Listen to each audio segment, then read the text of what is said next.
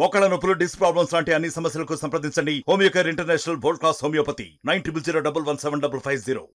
శివశంకర్, శివలీల ఇద్దరు భార్యాభర్తలు. వీళ్ళకు 10 సంవత్సరాల క్రితం వివాహం జరిగింది. వీళ్ళకి ఇద్దరు ఆడపిల్లలు.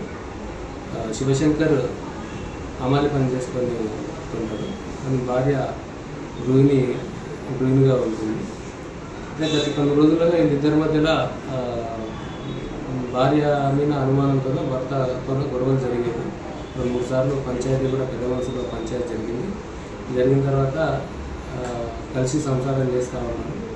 నిన్నటి రోజు భర్త కూలి పనికి పోయి తాగి వచ్చి నైట్ ఇంటికాడ భార్యతో గొడవ పెట్టుకొని పడుకున్నాడు.